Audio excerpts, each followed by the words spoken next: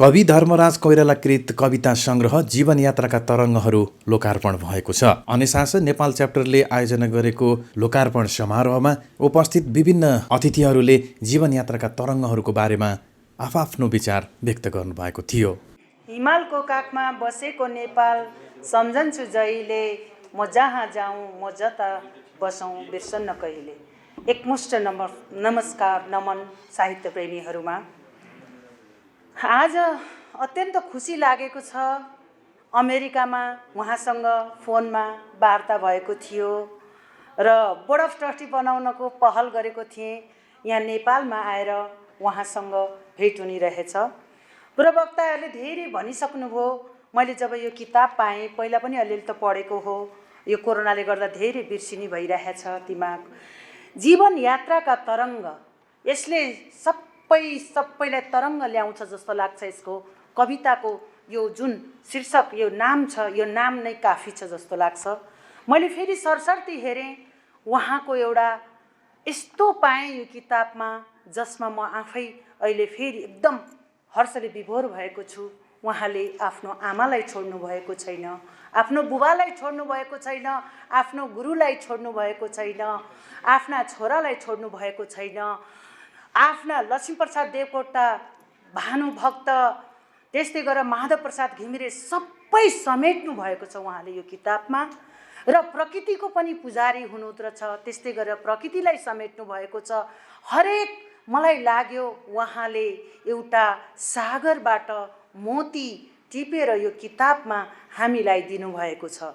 सर्वप्रथम त म हृदयदेखि नै आभार प्रकट गर्न चाहे धर्मराज कोइरालापट्टि। हामीले थोरै छौँ, तालीले उहाँलाई हामीले अभिवादन गरौँ।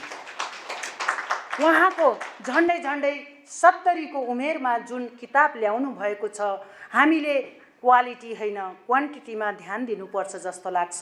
मलाई लाग्छ यो किताबले सबैको मन मुटु छुन सफल हुनेछ। त्यस्तै गरेर छन्द, मलाई त म साँच्ची भनौँ भने मलाई छन्दको त्यति ज्ञान छैन, तर सर्र पर्दा त्यो छन्दले पनि मलाई छोयो भन्नुको मतलब हामी सबैलाई छोयो भन्ने मैले बुझेको छु। आज यस कार्यक्रममा कोरोनाले गर्दाखेरि हामी त्यति धेरै त उपस्थित छैनौँ, तर जति छौँ त्यो अघि पूर्ववक्ताले भने चाहिँ क्वालिटी नै हामीले ध्यान दिनुपर्छ क्वान्टिटी भन्दा। मैले त छोटकरीमा भन्न पर्दा यहाँ मोती पाएको छु यो किताबमा। यस किताबले सबैको मन छुनेछ। म यहाँ जति पनि हुनुहुन्छ, एउटा लेखकलाई के हुन्छ भने तपाईँहरूको हातमा, जसको हातमा किताब पढेको छ, एउटा फेसबुकबाट भए पनि एउटा पाठक प्रतिक्रिया दिनुहुनेछ भन्ने मैले पूर्ण विश्वास लिएको छु। आगामी दिनमा पनि उहाँको साहित्य फैलोस्, मौलाओस्, फुलोस्, यही शुभकामना अन्तर्राष्ट्रिय साहित्य समाज केन्द्रको तर्फबाट र आफू बिओटीको तर्फबाट पनि सम्पूर्णबाट र मेरो व्यक्तिगत तर्फबाट पनि उहाँलाई शुभकामना दिन चाहन्छु। धन्यवाद। मेरो शुभकामना दिँदै उहाँको एउटा कविता शुभकामना यहाँ वाचन गर्छु। लयलाई भन्दा पनि शब्दलाई ध्यान दिनु होला। फुर्दै सुन्दर भावभित्र दिलका चारै कुना छाउने, हर्षोल्लास बढेर शान्त मनले सौभाग्य चम्काउने। मौलाओ शुभ कीर्ति वैभव बढी सत्कर्ममा होस् मन, छर्दै अमृत तुल्य कण्ठ रसिलो बन्दै रहोस् जीवन।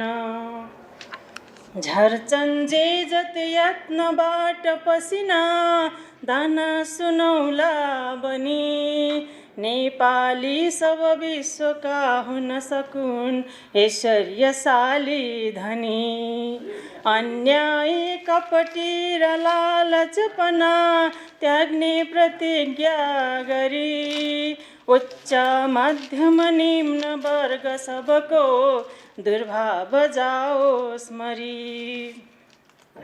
नौलो सोच लिएर दृष्टि सबका बाझा गरामा परुन्, माटो माफिका लगेर बिरुवा रोपी हरा देख्युन् पीडाको भलमा डुबिकन रुने भोका र नङ्गाहरू पाउन् घाँस कपास बास सजिलै सम्पन्नता होसहरू नेता अनि राष्ट्र सेवक महाकमा पट्टी खुलोस् नेत्रको आफ्नो झुन्ड नपोसने मन बने सौभाग्य यो देशको भ्रष्टाचार दलाल घुस नबढुन् नाता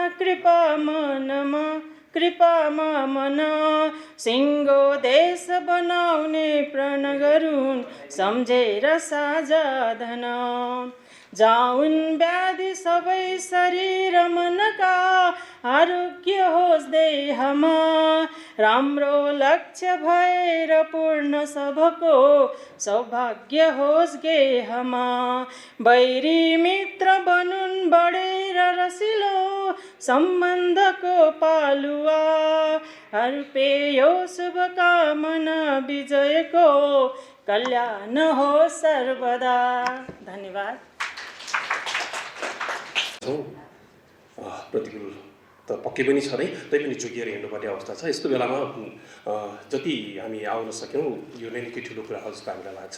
कविता कृति लिएर आउनुभएको छ कवि धर्मराज कोइरालाले, यो विशेष कृतिका लागि उहाँलाई धन्यवाद पनि। त्यसै गरी मैले धेरै बोलिरहनु पर्ने जस्तो पनि लाग्दैन, हामीले निकै चाँडै यो कार्यक्रमलाई सुरु गर्ने भनेका थियौँ। समय कर्किसक्यो, करिब 1 घन्टा जस्तो हामी ढिला भइसकेका छौँ। त्यसरी म लामो बोल्न चाहन्न। तपाईँहरू सम्पूर्णलाई मैले सम्पूर्णको नाम लिन पनि खोजिरहेको छैन, किन भन्दा यो नाम लिएर व्यक्ति विशेषलाई सम्बोधन गरिरहँदाखेरि समय अझ घर्किने हुनाले म खालि तपाईँ सम्पूर्णलाई हृदयदेखि नै स्वागत गर्न चाहन्छु। स्वागतम स्वागतम स्वागतम।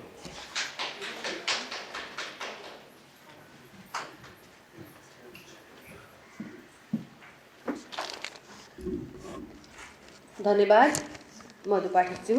अब कार्यक्रमलाई विधिवत रूपमा प्रारम्भ गर्नका लागि पानसमा दीप प्रज्वलन गर्ने कार्यक्रम रहेको छ। पानसमा दीप प्रज्वलन गर्नका लागि उद्गाता हुन् भन्ने मलाई लाग्छ र यस कविता सङ्ग्रहले त्यही भन्छ। यहाँ कविको भावना हाई करेन्ट टाइपको छ। यो हाई करेन्टको कुरा आउने बित्तिकै म त्यस्ता कविलाई महान कवि भन्ने गर्छु जसले उच्च हिमाली भागबाट पट्ट फुटेर निस्केका झरनाहरूको दर्शन आफ्नो बाल्यकालदेखि यौवनकालसम्म प्राप्त गरेको हुन्छ। त्यसले निश्चय नै आफ्ना धीर गम्भीर भावधाराहरूलाई कि त शारीरिक विकृत छन्दमा, कि त मन्द मन्द मुस्कान सहितको मन्दाक्रान्त छन्दमा, अथवा गीत गजलै टाइपको भुजङ्ग प्रयास छन्दमा र अत्यन्त सरल संस्कृत छन्द जसमा रामायण र महाभारत लेखिए त्यस्ता अनुरूप छन्दमा र अनेकौँ पुराणहरू लेखिए त्यस्ता अनुरूप छन्दमा त्यही कविले मात्रै कविता लेख्न सक्छ भन्ने मेरो मान्यता छ। सायद यसैलाई हेरेर कवि भुपी शेरचन म कुवाको ब्याङ होइन भनेर भन्छन्। उनी पनि थाकटुकुचे हिमालबाट बनारस हुँदै नेपालीका स्वनामधन्य कीर्तिशाली कवि बने भने के कारणले हो 2023 सालमा आफ्ना छरछिमेकीहरूका अलिक धनाढ्य व्यक्तिहरूलाई शोषक सामन्त भन्ने 6 क्लासमा पढ्ने वानामा धर्मराज कोइराला पछि कति काम विशेषले प्रवासी पुगे र त्यहाँ उनले संस्कृत शिक्षाका माध्यमबाट उच्च शिक्षा हासिल गरेर पुनः पूर्वाञ्चलको विराटनगर फर्किएर आइए र बिएको विद्यार्थी हुँदै त्रिभुवन विश्वविद्यालयबाट राजनीति शास्त्रमा उच्च शिक्षा हासिल गरेर जागिरको सिलसिलामा प्राविको प्रहदेखि माविको प्रह हुँदै उच्च शिक्षालयको एसोसिएट प्रोफेसरसम्म भएर अवकाश प्राप्त जीवनलाई सदुपयोग गरेर जीवनका तरङ्गहरू प्रस्तुत कृति सार्वजनिक गरिरहेका छन्। मलाई यतिखेर कवि कोइरालाको यो जीवनका तरङ्गहरू कविता सङ्ग्रहभित्र आफ्नै देउराली गाउँको परिवेश किन चित्रित भएन भन्ने लाग्छ। हुन त एउटा खेतीपातीको कुरा गरेर उनले आफूलाई म लोकल कलर स्थानीय तरङ्गको कवि हुँ भन्ने परिचय त यहाँ दिएका छन्। तर मलाई त्यो देउराली पाखामा लटरम्म फुल्ने लालुपाते र झम्के गोदावरी र ढकमक्क फुल्ने सयपत्री फुल त्यो कोइराला परिवारको बारीका कान्लाको एउटा शोभा थियो।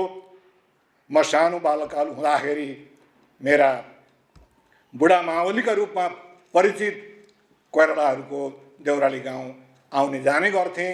मेरा बुबा प्रसिद्ध पुराण वाचक पनि हुनुहुन्थ्यो र त्यो पुराणको सिलसिलामा उहाँका श्रद्धेय पिता प्रभाकर कोइराला, जसलाई उहाँले म गरिबको छोरो भएर मैले प्रवासिनु पर्यो, शिक्षाको क्रममा र जागिरको सिलसिलामा पनि मैले सुदूर उत्तरी बेल्ट सङ्घ सभाको पुग्नु पर्यो भन्नुभएको छ।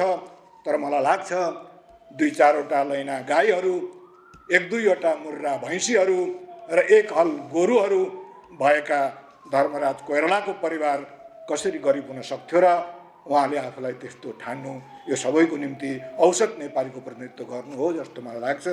र त्यहाँको खरबारीका कहाली लाग्दा भिरहरू उहाँले बाल्यकालमा देखेको हो।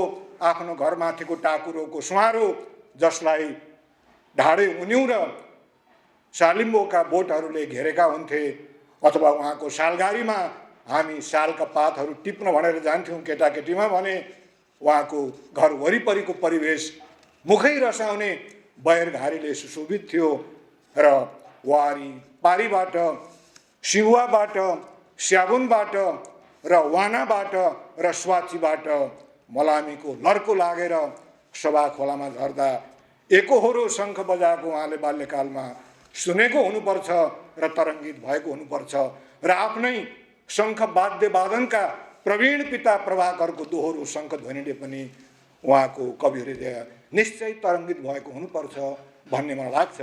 र उहाँले पढाइको सिलसिलामा भने चाहिँ पोएट्री सेलेक्सनका 1 दर्जन जति रोमान्टिक कविहरू, जसभित्र एउटा प्रख्यात कवि छन् सर वाल्टर स्कट। उनी भन्छन् जसले जीवनकालमा एकपटक आफू जन्मेको मातृभूमि र आफ्नी जननीको बारेमा 1 शब्द पनि लेख्दैन, त्यो जीवनकालमै 2 चोटि मरेको हुनेछ, एकचोटि स्पिरिचुअल्ली, अर्कोचोटि मेन्टल्ली।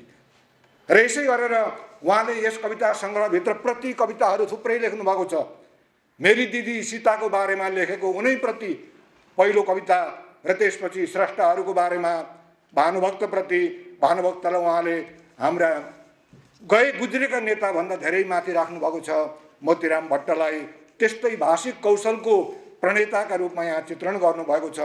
भानुभक्तलाई उहाँले तुलसीदास र कालिदासभन्दा उच्च कोटिको कवि दर्जा दिनुभएको छ।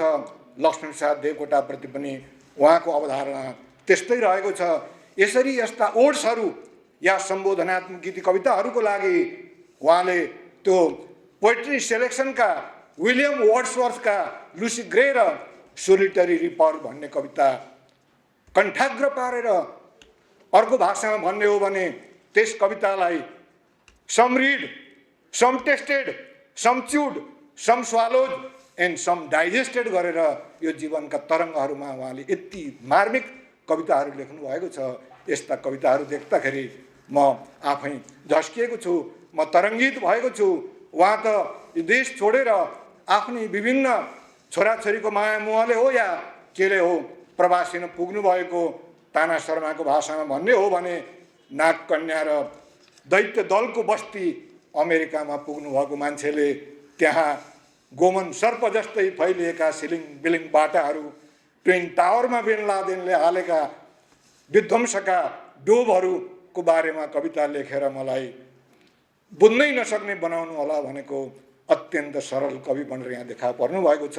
यस्तो मधुर काव्यवाणी दिने धर्मराज कोइरालालाई म सर्वप्रथम नमन गर्न चाहन्छु। त्यसपछि यस कविता कृतिको बारेमा मैले अरू भन्नुपर्ने कुरा केही पनि छैन। यहाँ मेलङ्कोलिक सङ सोलिटरी रिपरमा विलियम वर्ड्सवर्थले भने चाहिँ त्यस्तो अन्तसङ्गीत उहाँले आफ्नी स्वर्गीय पत्नी सीताको बारेमा व्यक्त गर्नुभएको छ। र माधव पोखरेलले उहाँको निधन कसरी भयो उहाँले लेखकीय मन्तव्यमा काहीँ पनि दिनुभएको छैन भनेर भन्नुभएको छ।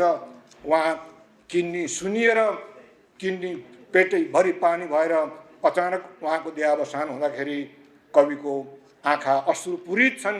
यहाँ ठाउँ ठाउँमा त्यस्ता कविताहरू लेखिएका छन्। ती कविताको सन्दर्भ आउने बित्तिकै जब जब धीर गम्भीर साधुल बिगडी छन्दको कुरा आउँछ त्यसबेला कवि माधव घिमिरेका आकर्षणतिर गइरहेका छन् जस्तो देखिन्छ। जति बेला प्राकृतिक मनोरम सुन्दरताको कुरा आउँछ त्यसबेला कवि लक्ष्मीप्रसाद देवकोटाको नजिक छन् जस्तो लाग्छ। जति बेला कवि जागरण गीत गाउँछन् आफ्नै नाता पर्ने धरणधर कोइरालालाई पत्रवाहक बनेका या पत्र लेखन्ते धर्मराज कोइरालाले जागरण र उद्बोधनका गीतहरू यस कविता सङ्ग्रहमा लेखेका छन्। र त्यति मात्र कहाँ हो र उनले एकदमै अहिलेको चर्चित विधा गजलसँग समतुल्य गजललाई भुजङ्ग प्रयात छन्दमा अत्यन्त सुललित ढङ्गले बाँधेका छन्। मलाई लाग्छ यस्ता शिल्पी कविले कविताभित्रै भनेका छन्, शिल्पीका कविताभित्र पोखिन्छन् भाव निर्मल जीवन यात्राका तरङ्गहरू। साँच्चै भन्ने हो भने एउटा इकोसिस्टम हो। यो इकोसिस्टम चक्रवत परिवर्तनते दुःखानि च सुखानि च सम्म फैलिएको छ। उहाँले संस्कृत साहित्यको रसात्मक वाक्यलाई आफ्नो काव्यको आत्मा हो भनेर मान्नु भएको छ। तर मलाई लाग्छ उहाँले आफ्ना कविताहरू व्यक्त गर्ने क्रममा आफ्नो काव्यशिल्प सजाउने क्रममा अझै पनि परिष्कार र परिमार्जनको खाँचो छ। उहाँको यो हतारमा लेखिएको कविता सङ्ग्रह हो जस्तो लाग्छ। उहाँको उत्ताल तरङ्गहरू, भावका उद्दीपन विभावहरू हेर्दा मलाई लाग्छ आगामी दिनमा धर्मराज कोइरालाका कविताहरू अझ तीव्रतर बनेर आउनेछन् र तिनीहरूले नेपाली काव्य पाठकको निम्ति अत्यन्तै मोहनीय भूमिका खेल्नेछन् भन्ने हुँदाहुँदै म उनै दिदीप्रति जो हामी मुसाले जम्मा पारेको एउटा ढिकुटी जस्तो माटाको भाँडाकुटी बनाई हामी दिदीभाइहरू मावलमा हामी माटाको भोजन बनाएर भोजन गर्थ्यौँ। गाई बाख्रा लिएर हामी त्यहाँको देउराली र सुन्तले भिरहरूतिर जाने गर्थ्यौँ। त्यस्ती दिदीको असामयिक निधनप्रति उहाँले उनैप्रति भनेर पहिलो कविता कति राम्ररी भुजङ्ग प्रयात छन्दमा हुनुभएको छ। त्यसका 4 पङ्क्ति चाहिँ मलाई नपढिकन यो विश्राम गर्न मन लागेन। यो चर्चा तिमी केसरी फुलमै मगमगाऊ, तिमी रागिनी रागमै झुनझुनाऊ, तिमी निर्झरी सागरै सम्म जाऊ, तिमी चाँदनी चाँदमै मुस्कुराऊ।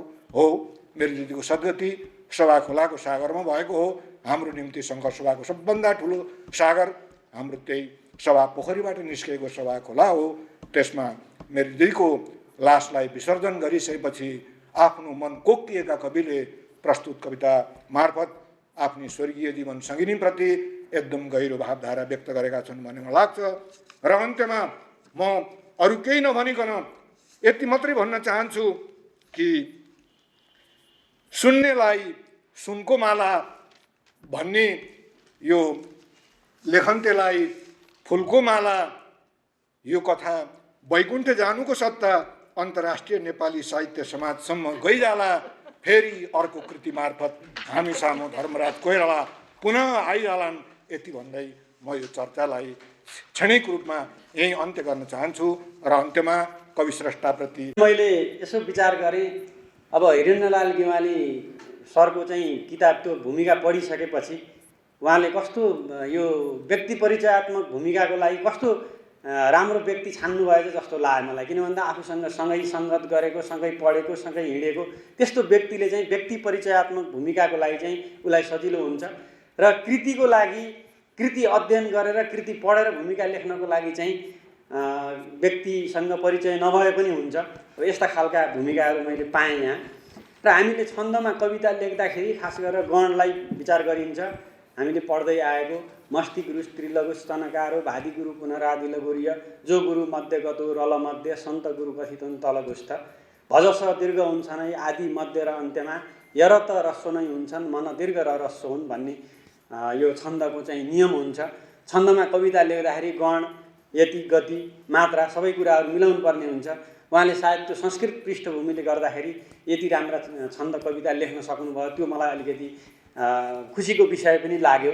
र मैले धेरै किताबहरू हेर्दाखेरि छपाइसँग सम्बन्धित धेरै त्रुटिहरू भेटिन्छन्। यहाँ मैले खोजेँ त्रुटि भेटिन्छन् कि भनेर खोजेँ, कवितामा मैले खासै मैले पाइनँ। र कभरमा चाहिँ एक दुईवटा त्रुटिहरू छन्। त्यो उहाँलाई मैले पछि दोस्रो संस्करण निकाल्ने बेलामा यहाँ केही चिनो पनि लगाएको छु। अब यहाँ त्यो कुरातिर म जान्न।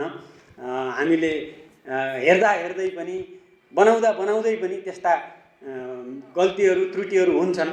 अब कभरमै अगाडिपट्टि सङ्ग्रह भनेर माथिपट्टि थोप्लो छ, यता पछाडिपट्टि चाहिँ यो यस्तो साइडमा चाहिँ सङ्ग्रह भनेर सङ्ग्रह छुट्टै छ, अनि भित्रपट्टि चाहिँ ठिक छ फेरि कविता सङ्ग्रह। यो चाहिँ कभर बनाउँदै हेर्दै पनि त्यस्तो किसिमको हुन्छ। दोस्रो संस्करणको लागि मैले सुझाव मात्रै दिएको हो। यो एउटा नमुना। केही शब्दहरू त्यस्ता छन् जस्तो माया भन्ने शब्द छ, ऋषिकेश भन्ने शब्द छ, एउटा दुईवटा मात्रै। त्यो चाहिँ धानमा के अरे चामलमा धान देखिए जस्तो। यो चाहिँ मैले उहाँलाई अलिकति यसो सङ्केत गरेको। यस्ता कृतिहरू हामीले लेख्दाखेरि पनि हामीले निकाल्दाखेरि पनि हुन्छन्, जसका पनि हुन्छन्। र अर्को संस्करणको लागि मैले यति भने। र अब आज एकदम छोटो भन्ने कुरा भएको छ। वास्तवमा कविता लेख्न सजिलो छैन।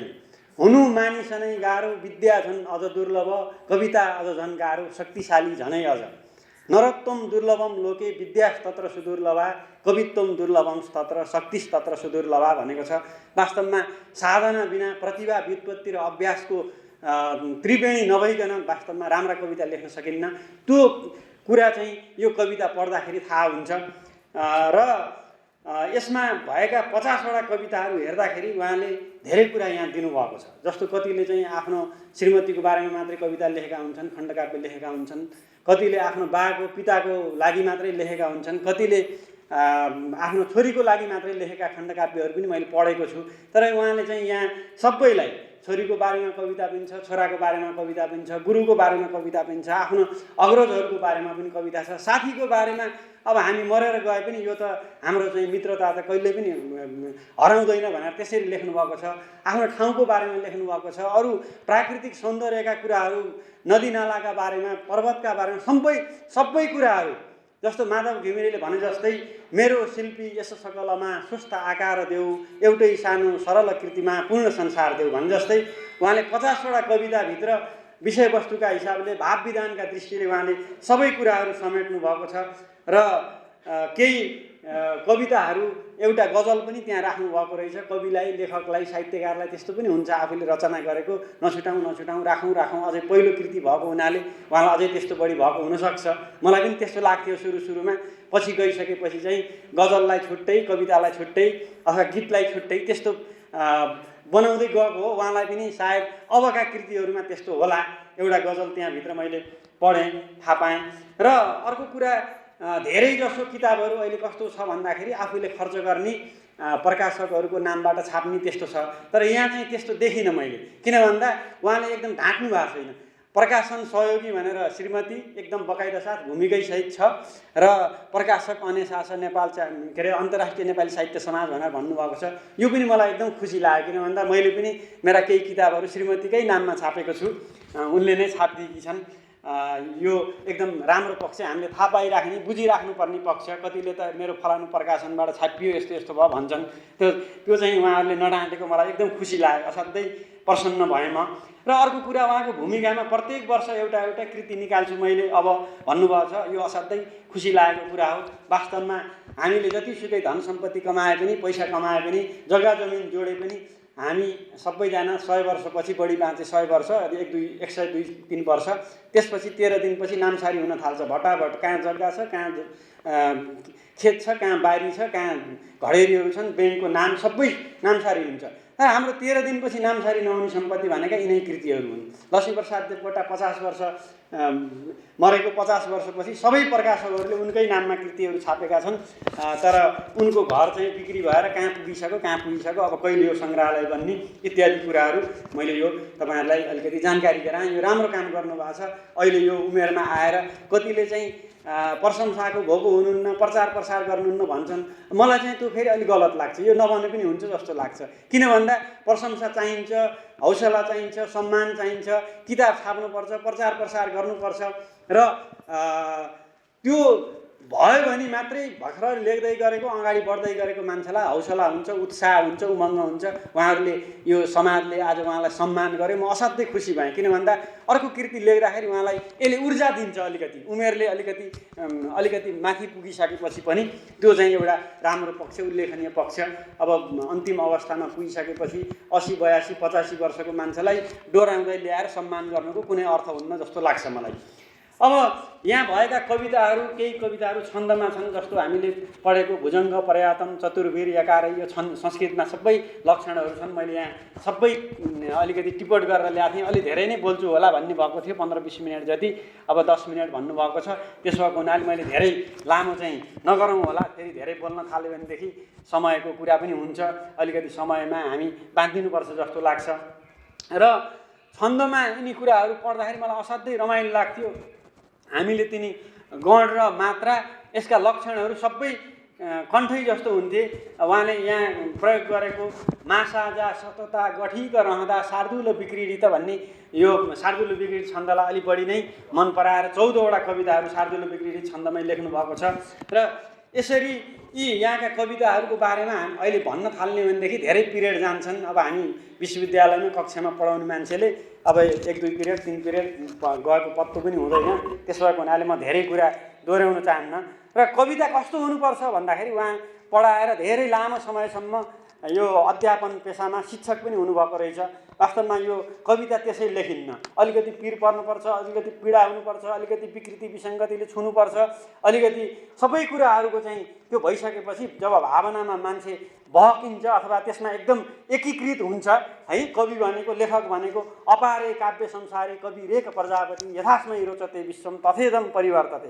यो संसार, काव्यरूपी संसारलाई कविले चाह्यो भने जस्तो चाहे त्यस्तै बनाइदिन सक्छ।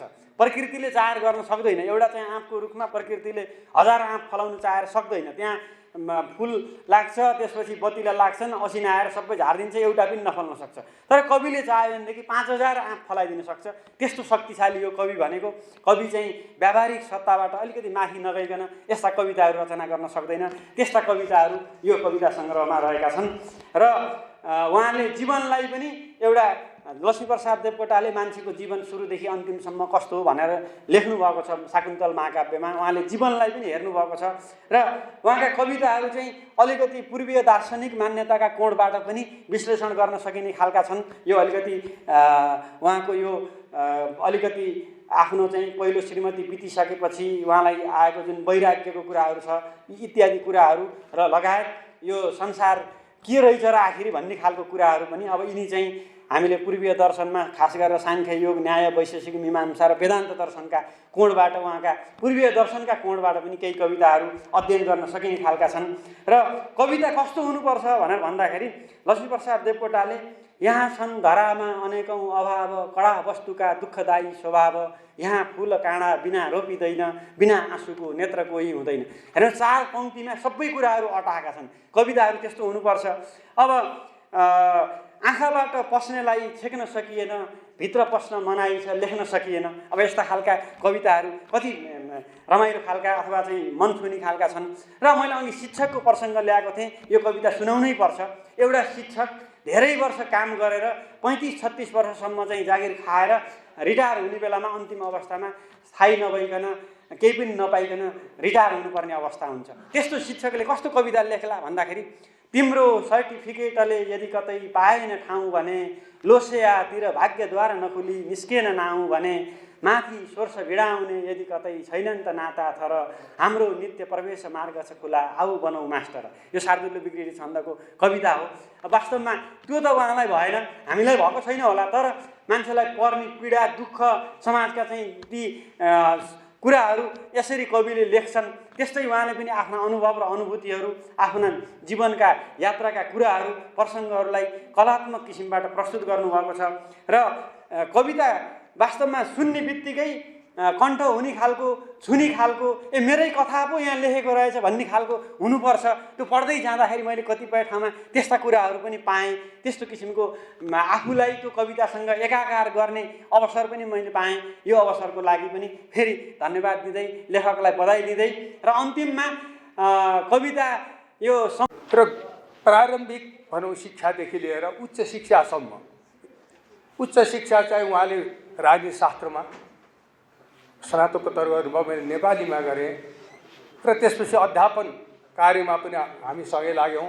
उहाँ चाहिँ विश्वविद्यालय सेवाबाट शैक्षिक अवकाश लिएर चाहिँ अब अमेरिकातिर गएर चाहिँ काम गर्न थाल्नुभयो र यता तता भेट हुँदा उहाँको साहित्यिक चर्चा परिचर्चा मैले हामीले भारतमा संस्कृत पढ्ने क्रममै उहाँको चाहिँ चिलोपात प्रतिभा मैले बुझेको थिएँ र 68 वर्षको उमेरमा उहाँले पहिलो चाहिँ पुस्तकाकार कृति लिएर त्यहाँ उपस्थित हुनुभएको छ र त्यो कृति प्रकाशन पूर्व मात्र होइन, टङ्कण अवधिमै त्यो चाहिँ हुँदाहुँदै मैले पढ्ने हेर्ने त्यो मौका पाएँ। त्यो सामिप्यताले, त्यो सान्निध्यले गर्दाखेरि मैले त्यो पाएको हुँ र मैले धेरै कुरा त्यसमा उल्लेख गरेको छु। 24-25 पृष्ठको चाहिँ भूमिका छ र त्यसलाई पृष्ठपेषण गर्न आवश्यकता छैन। र वास्तवमा यो कवि मित्रको चाहिँ एउटा आत्मीय सम्बन्धले गर्दा नै मैले त्यो भूमिका लेख्ने अवसर पाएको हुँ र आज यहाँ उपस्थित पनि भएको हुँ। र यस गरिमामय कार्यक्रममा चाहिँ कृतिकारलाई अनि प्रकाशकलाई, प्रकाशन सहयोगीलाई, यो लोकार्पण गर्ने अन्य शासनलाई जो नेपाल च्याप्टर र उहाँलाई सम्मान गर्ने पनि नेपाल च्याप्टरलाई चाहिँ मैले हार्दिक धन्यवाद दिन चाहन्छु। वास्तवमा उहाँले चाहिँ अत्यन्त महत्त्वपूर्ण काम गर्नुको छ र त्यसको चाहिँ उच्च मूल्याङ्कन पनि भएको छ र लेखकको साहित्यिक निरन्तरताको कामना गर्दछु। उहाँबाट अझ उत्कृष्ट खालका चाहिँ कृतिहरू प्रकाशित हुँदै जाउन्, साहित्यका विभिन्न विधामा उहाँको कलम चलोस्। त्यसो भन्दै मैले धेरै कुरा मैले गद्यमा समीक्षात्मक रूपमा त्यहाँ भनेको छु। यहाँ मैले पनि यदाकदा कविता लेख्ने मान्छे भएको हुनाले 6 पंक्तिमा, अनुष्टुप छन्दको 6 पंक्तिमा मैले उहाँलाई बधाई दिन्छु र यो भनेर मेरो भनाइ अन्त्य गर्छु। प्यारा बाल सखा मेरा हे धर्मराज सर्जक, प्यारा बाल सखा मेरा हे धर्मराज सर्जक, तिम्रो जीवन यात्राका तरङ्गको मदर्शक, तिम्रो जीवन यात्राका तरङ्गको मदर्शक, ती तरङ्गहरू हेर्दा भएँ आफै तरङ्गित, ती तरङ्गहरू हेर्दा भएँ आफै तरङ्गित, त्यसैभित्र गरेँ मैले शब्दका रङ्ग सञ्चित, त्यसैभित्र गरेँ मैले शब्दका रङ्ग सञ्चित, तिम्रो त्यो सृजना यात्रा निरन्तर बढोस् अघि, तिम्रो त्यो सृजना यात्रा निरन्तर बढोस् अघि, बधाई र शुभेच्छा छ तिमी बन्नु महाकवि, बधाई र शुभेच्छा छ तिमी बन्नु महाकवि। यिनै शुभेच्छाका साथ, यिनै बधाईका शब्द पुष्पका साथ मेरो भने यही अन्त्य गर्छु। धन्यवाद, नमस्कार। धेरै धेरै धन्यवाद छ। फ्रेन्डसिप होस् त यस्तो। समारोहका सभाध्यक्ष तथा प्रतिष्ठानका अध्यक्ष सन्ध्या पाडीज्यू, प्रमुख अतिथि गीता खत्रीज्यू, आजका बेहुला भनौँ धर्मराज कोइराला सर, समालोचक द्वय र उपस्थित यो हाम्रो अन्तर्राष्ट्रिय नेपाली साहित्य समाज र नेपाल च्याप्टरका सम्पूर्ण पदाधिकारी सदस्यज्यूहरू, आमन्त्रित विशिष्ट पाहुनाहरू, वास्तवमा कार्यक्रम कहिले कहिले कस्तो हुँदो रहेछ भने हामी यहाँ थोरै छौँ सङ्ख्याको हिसाबले होला, तर गुणात्मक हिसाबले यति उच्च छ। त्यस्तो बेलामा देवकोटाको याद आउँछ, हिरा सानो हुन्छ, मणि सानो हुन्छ, मिष्ट भाषा शिशुको बोली सानो हुन्छ, आँखाको नानी सानो हुन्छ, कति सुन्दर हुन्छ। यस्तै सुन्दर यो कार्यक्रम बनेको छ। त्यसको लागि यो कार्यक्रम आयोजक उपस्थित सबैप्रति हार्दिक नमन गर्छु। धर्मराज कोइरालाजीका कविताहरू कस्ता छन् भन्दाखेरि दृष्टि बदलियो भने सबै सृष्टि मिल्ने देखेँ मैले। उहाँ अमेरिकामा बसेर पनि नेपालप्रतिको प्रगाढ माया राखेर जुन यस कविताका भित्र ओतप्रोत भएका छन्, स्वयं फुल आफैमा फुल्छ, त्यसको के विश्लेषण गरौँ। त्यसैले उहाँ यो नेपाली फुलको अथवा कविताको बगैँचामा यो कृति आएको छ। यो कृति जस्तै अन्य कृतिहरू थपिँदै जाउँ। हार्दिक शुभकामना, बधाई छ।